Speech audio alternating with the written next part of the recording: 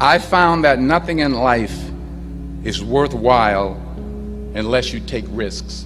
Nothing.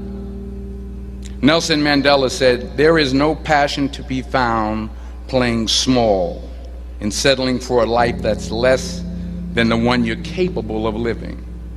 Now, I'm sure in your experiences in school and applying to college and picking your major and deciding what you want to do with life, I'm sure people have told you to make sure you have something to fall back on.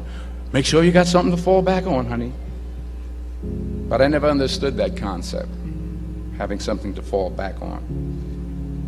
If I'm going to fall, I don't want to fall back on anything except my faith. I want to fall forward. I figure at least this way I'll see what I'm going to hit. Fall forward. This is what I mean. Reggie Jackson struck out 2,600 times in his career, the most in the history of baseball. But you don't hear about the strikeouts. People remember the home runs. Fall forward. Thomas Edison conducted 1,000 failed experiments. Did you know that? I didn't know that. Because the 1,001st was the light bulb. Fall forward. Every failed experiment is one step closer to success. You've got to take risks, and I'm sure you've probably heard that before, but I want to talk to you about why that's so important. I got 3 reasons, and then you can pick up your iPhones. First, you will fail at some point in your life. Accept it.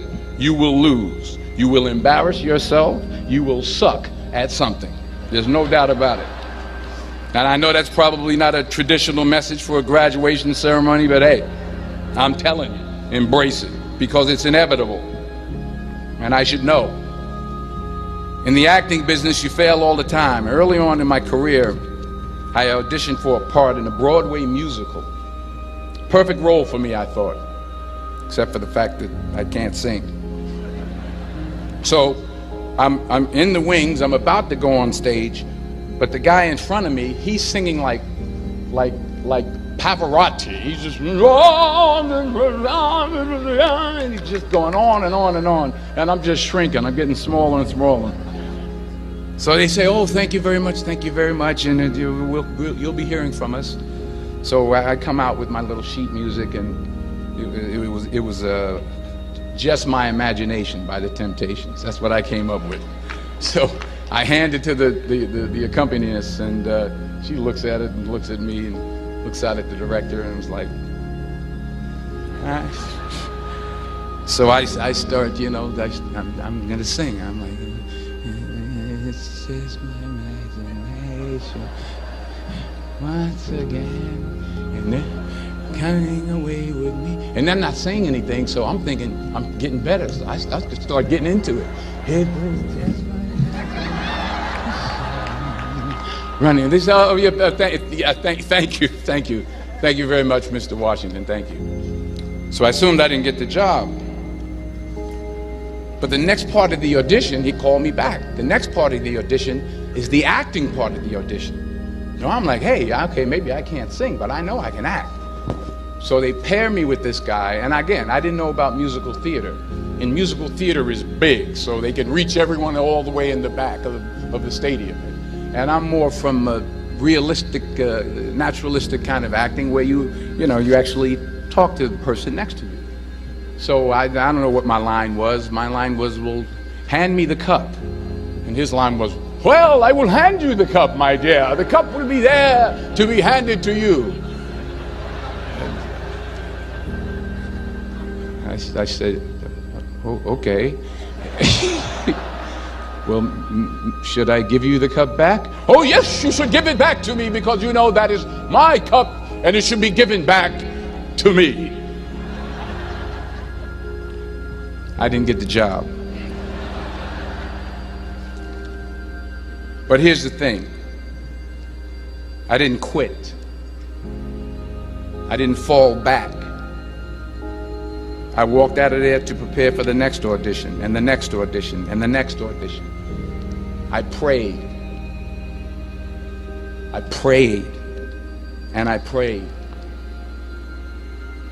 But I continued to fail and fail and fail. But it didn't matter, because you know what? There's an old saying, you hang around the barbershop long enough, sooner or later you're going to get a haircut. So you will catch a break, and I did catch a break. Last year, I did a play called Fences on Broadway.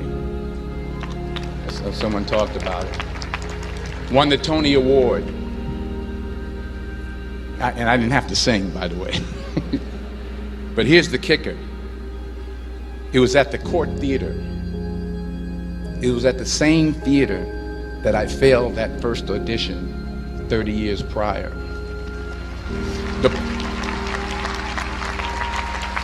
The point is, and I'll pick up the pace, the point is, every graduate here today has the training and the talent to succeed. But do you have the guts to fail? Here's my second point about failure. If you don't fail, you're not even trying. I'll say it again. If you don't fail, you're not even trying. My wife told me this great expression. To get something you never had, you have to do something you never did. Les Brown's a motivational speaker. He made an analogy about this. He says, imagine you're on your deathbed, and standing around your deathbed are the ghosts representing your unfulfilled potential. The ghost of the ideas you never acted on. The ghost of the talents you didn't use. And they're standing around your bed, angry, disappointed, and upset. They say, we came to you because you could have brought us to life, they say. And now we have to go to the grave together. So I ask you today, how many ghosts are going to be around your bed when your time comes? You've invested a lot in your education, and people have invested in you. And let me tell you, the world needs your talents. Man, does it ever. I just got back from Africa like 2 days ago, so if I'm rambling on, it's because I'm jet lagged. I just got back from South Africa. It's a beautiful country, but there are places there with terrible poverty that need help. And Africa is just the tip of the iceberg. The Middle East needs your help. Japan needs your help. Alabama needs your help. Tennessee needs your help. Louisiana needs your help. Philadelphia needs your help. The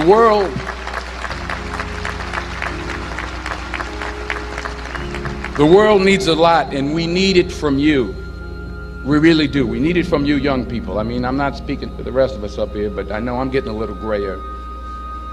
We need it from you, the young people, because remember this. So you got to get out there.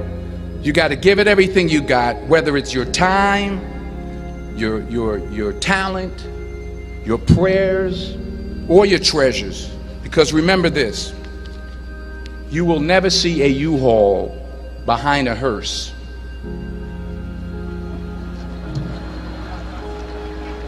I'll say it again.